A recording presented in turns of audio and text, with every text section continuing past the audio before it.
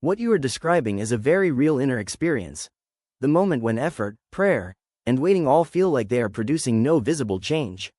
In that state, the mind naturally begins to question not only outcomes, but meaning itself. Does anything I do matter? Is not just a thought about results, it is a reflection of emotional fatigue reaching its limit.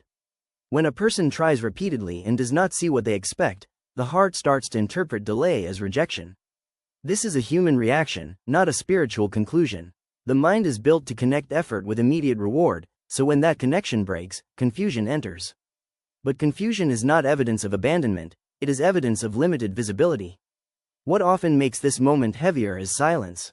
Not external silence alone, but the silence of not receiving clear answers in the way you hoped.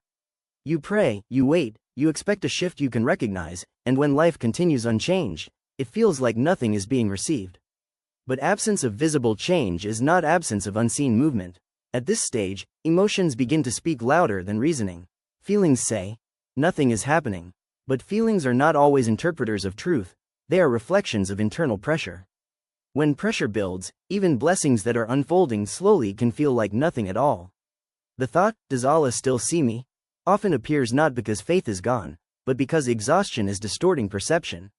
In moments of strain, even strong faith can feel distant. That distance, however, is felt, not real in the sense it is imagined to be. It is a shift in emotional state, not a shift in divine connection. From a grounded Islamic understanding, human beings are never from the knowledge and awareness of Allah. What changes is not whether one is seen, but whether one can sense ease, clarity, or relief in the heart. The inability to feel comfort does not mean the absence of care, it means the heart is currently weighed down. One of the hardest truths for a struggling person to accept is that timing is not always aligned with urgency. You may feel ready for relief, but life unfolds in layers that are not always visible from your current position. What feels like nothing is happening may actually be slow preparation for something you cannot yet see. It is also important to understand that prayer is not a transaction that only counts when results are immediate. In many traditions of reflection within Islam, dua is described as something that has impact even when outcomes are delayed or redirected. Its effect is not always in changing circumstances instantly, but in preserving connection and preventing spiritual detachment. The heaviness you feel does not automatically mean something is wrong with your faith. It often means you are carrying more than your emotional capacity can comfortably process at once. When that happens, the heart begins to question everything because it is trying to find relief, often underestimate how quietly change happens. Not all progress announces itself. Some forms of growth are internal first, patience, resilience, clarity, and only later become visible in external life. But when someone is exhausted, internal growth is difficult to notice. There is also a difference between delay and denial. Delay means something has not arrived yet. Denial would mean it is impossible altogether. The human mind in distress often confuses the two. When something is delayed for a long time, it starts to feel like it will never come, even when that conclusion is not logically supported. In spiritual struggle, one of the most dangerous assumptions is believing that silence equals rejection.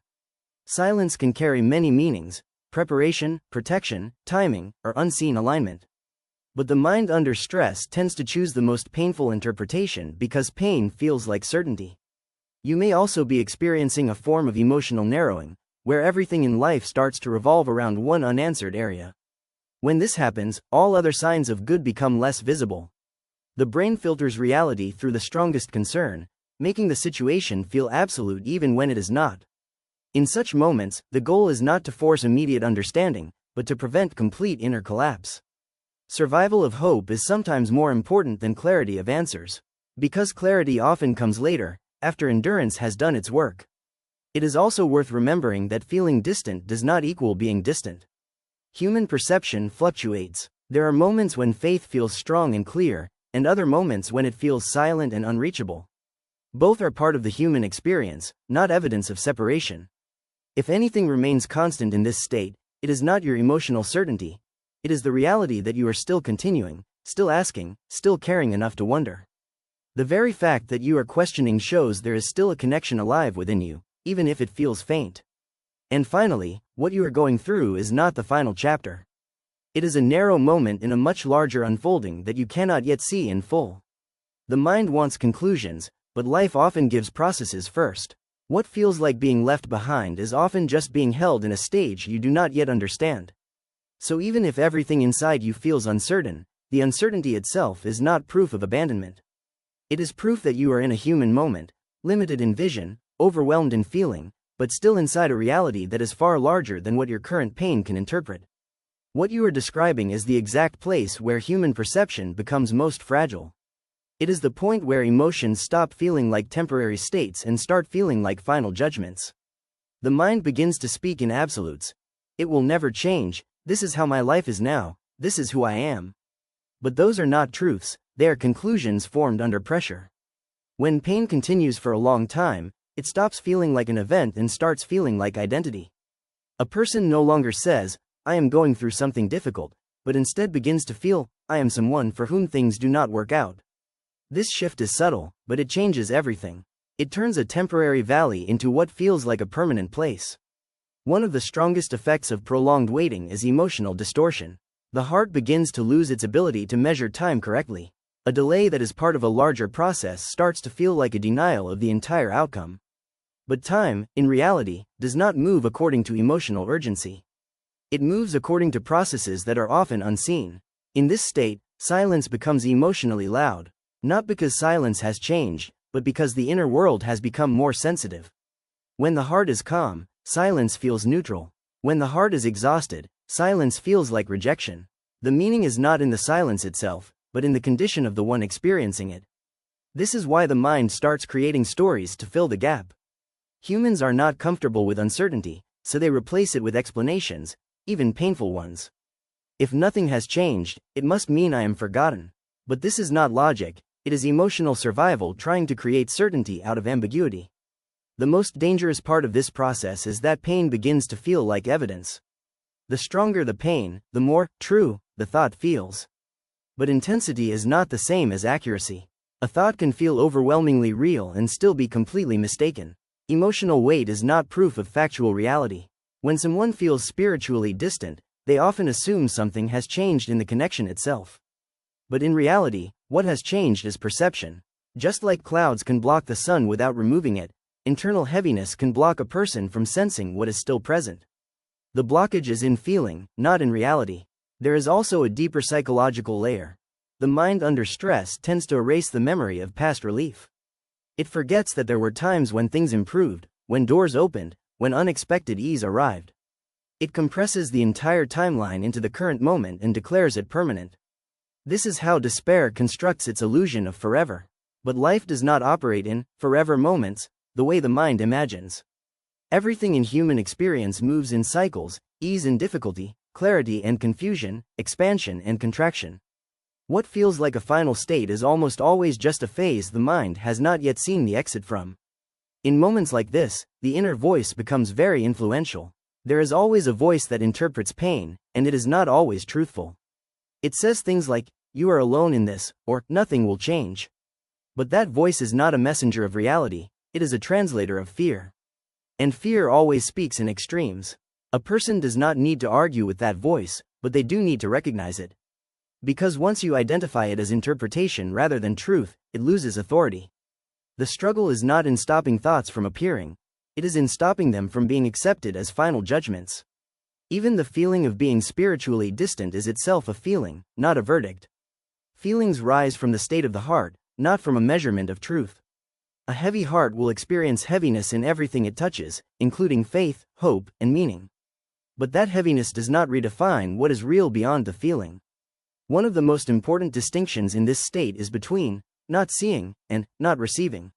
Not seeing means the outcome is not visible yet. Not receiving would mean it does not exist at all. The mind under stress often confuses visibility with reality, but the two are not the same. There are also things happening in a person's life that cannot be interpreted correctly while they are still inside the experience. Some events only make sense in hindsight, when emotional intensity has cooled and perspective returns. Right now, the mind is trying to interpret a story it is still inside. And in that confusion, the heart starts to ask the most painful question: what if nothing is coming? But that question is born from exhaustion, not from knowledge. Exhaustion always predicts the worst outcome because it wants an end to uncertainty, even if that end is negative. What is often forgotten in this state is that waiting itself is not meaningless. Even when outcomes are delayed, the person is still being shaped by the process. Patience is not passive emptiness, it is internal formation. But this is difficult to see when the only focus is external change. And perhaps the most important truth in all of this is that a moment of darkness cannot define the entire path. A night does not rewrite the existence of morning, it only delays your ability to see it. The sun is not judged by the night, and your life is not defined by your lowest emotional hour. So what feels like distance is often just difficulty in perception, not a change in reality itself. And what feels like a conclusion is often only a temporary interpretation created by pain trying to make sense of silence. What you are pointing toward here is a very important pattern in how sacred narratives are meant to shape the human heart. Not by denying hardship, but by reframing how hardship is interpreted while it is still happening. When a person is inside difficulty, the natural instinct is to read it as linear decline. The mind says, "This is getting worse, therefore the story is going down." But the Quranic stories you mentioned consistently challenge that assumption by revealing something deeper. Human perception moves in straight lines, while divine wisdom often moves in layered stages. Take the experience of Prophet Yunus. From the outside, the situation is absolute confinement, no visible exit, no human rescue, no control. Psychologically, this is the peak of helplessness. But the key shift happens when external control disappears and internal connection becomes the only remaining space. In that moment, the end, as perceived by the human eye, becomes the beginning of turning back. The lesson is not that the darkness was easy, but that darkness did not cancel connection. It stripped everything else away so that connection became clearer. With Prophet Yusuf, the emotional difficulty is different. It is prolonged progression through stages that each feel like loss. A well, then slavery, then accusation, then prison. Each stage could reasonably be interpreted as, this is where the story fails. But the narrative deliberately refuses that interpretation. Instead, it shows that what looks like downward movement is actually unseen positioning. The human mind reads status, the divine wisdom is shaping outcome.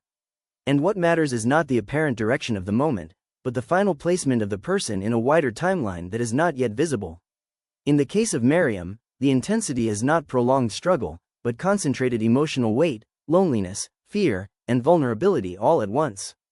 The key detail is not just that relief came, but that it came in a form she could not anticipate. This is crucial. The resolution does not always resemble the expectation that formed during distress. Meaning, the mind often suffers not only from pain, but from the inability to predict how pain will end. When you place these narratives side by side, a consistent structure appears, but it is often misunderstood if taken too simplistically. The pattern is not, hardship is immediately followed by ease in a predictable way. The pattern is more subtle. Human certainty collapses first, then reliance becomes deeper, then resolution arrives in a form that could not be constructed from the earlier perspective. This is where many people misread their own lives. They expect the story to remain legible while it is still unfolding. But these narratives suggest the opposite. Clarity is often a post-event gift, not a mid-event condition. In the middle of the test, ambiguity is not an error, it is part of the structure. Another important point is that in all these stories, the turning point is not always visible from the outside at the exact moment it happens. Internally, something shifts first: submission, trust, turning back, patience, endurance. External change follows later. This order matters deeply, because it challenges the assumption that nothing is happening when nothing is visible. There is also a psychological truth embedded in these examples. The human mind tends to define progress only as relief. But in these narratives, progress is sometimes defined as preservation of faith under pressure, or continuation of connection under silence. That is a different kind of movement, one that is not immediately measurable. So when someone is in their own darkness moment, the danger is not the darkness itself, but the interpretation of it. If darkness is interpreted as abandonment, then the heart collapses inward. But if darkness is interpreted as an unseen stage, then endurance becomes possible even without immediate answers. It is also important not to romanticize these stories in a way that erases their pain. Prophet Yunus did not feel peace in the whale because it was comfortable. He turned to Allah because there was no other direction left. Prophet Yusuf did not experience his trials as emotionally easy stages, they were real suffering. Maryam's experience was not light or simple, it was overwhelming. The strength of these narratives is not that suffering is denied, but that suffering is not final. What ties them together is not the absence of pain, but the presence of meaning that only becomes visible later. Meaning that is hidden during the experience, but revealed after the process unfolds. And this is where the reflection becomes personal. When someone today feels that silence is equal to abandonment, they are often standing in the same psychological position as these narratives, inside a chapter whose meaning is not yet accessible from their current viewpoint. The mind wants confirmation while still inside the trial. These stories suggest something different. Confirmation often comes after endurance, not before it. So the deeper pattern is not simply darkness then light, but uncertainty that is later revealed to have been structured, not random. And that shift, from randomness to meaning, is often what restores the heart. What feels like an ending is frequently just a stage that has not yet revealed its purpose. What you are describing touches a very deep tension in human experience, the difference between felt time and real time. Felt time is emotional, it stretches when you suffer, and it rushes when you are distracted or content. Real time, however, is not shaped by emotion. It moves according to processes that are often hidden from immediate awareness. When a person is in hardship, emotional time expands. A week can feel like months. A delay that is objectively small can feel unbearable because the mind is constantly measuring it against hope. So the heart begins to say, "This is taking too long," not because it knows the full timeline, but because it is experiencing intensity without relief. This is why delay is often misinterpreted. The mind assumes that urgency equals readiness. But urgency is an emotional signal, not a structural one. Feeling ready for something is not the same as being prepared for the consequences, responsibilities, or internal demands that come with it. From a broader perspective, what feels like not happening is often not a single event being withheld, but a chain of conditions still forming. Life outcomes are rarely isolated moments. They are intersections of timing, environment, inner maturity, external circumstances, and unseen variables. If even one of these is misaligned, the outcome may not yet manifest in a stable way. This is where the idea of preparation before reception becomes important. Some experiences are not only about receiving what you want, but about being able to sustain it without collapse. A blessing that arrives too early can become a burden if the internal structure is not ready to hold it. So what feels like delay can also be protection from premature overwhelm. There is also a psychological truth embedded here. Human beings often underestimate how much internal growth is required before external change can be handled safely. People tend to focus on the outcome they want, but not on the version of themselves needed to live with that outcome. Delay, in that sense, is not just about waiting for the thing, but about becoming the kind of person who can live with it meaningfully. The Quranic reminder, "With hardship comes ease," is particularly important in this context because it shifts the perception of separation. It does not say ease comes after hardship as a distant reward only. It suggests coexistence in a deeper timeline, meaning that even in the presence of difficulty, the structure of relief is already embedded, even if not yet visible to the person experiencing it. One of the most difficult mental traps in waiting is assuming that what is visible is all that exists. When nothing changes externally, the mind concludes that nothing is happening at all. But in reality, many processes are invisible while they are forming. Seeds do not show surface activity while roots are developing. And yet the absence of visible movement does not mean absence of development. Another layer to understand is that emotional urgency compresses perspective. It makes the present moment feel disproportionately final. The mind starts to treat now as if it is the full story, rather than a segment of a longer unfolding. This is where despair often grows, not from what is objectively true, but from what is temporarily perceived. When you say that timing belongs to Allah, what that reflects in lived experience is a release of control over the assumption that human urgency can dictate outcomes. This does not remove emotion, it reframes authority. It separates what is felt from what is ultimately determined. That separation is difficult, because the heart naturally wants alignment between desire and timing. It is also worth noting that many outcomes only become meaningful when they arrive at the correct stage of life. The same event can be either destabilizing or stabilizing depending on when it happens. Timing, therefore, is not just about delay, it is about suitability. Suitability includes emotional readiness, environmental stability, and long-term sustainability. This is why hindsight often changes interpretation. What once felt like denial later appears as protection or alignment.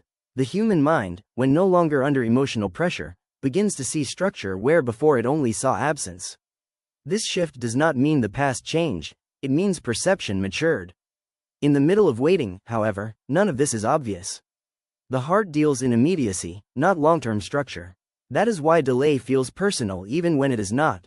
The emotional experience makes it feel like something is being withheld from you, rather than something is being prepared for you and around you. So what feels like distance between you and what you want is often not rejection, but incompleteness of conditions, both internal and external. And incompleteness is not a final state, it is a transitional one. In that sense, delay is not a conclusion about your worth or your future.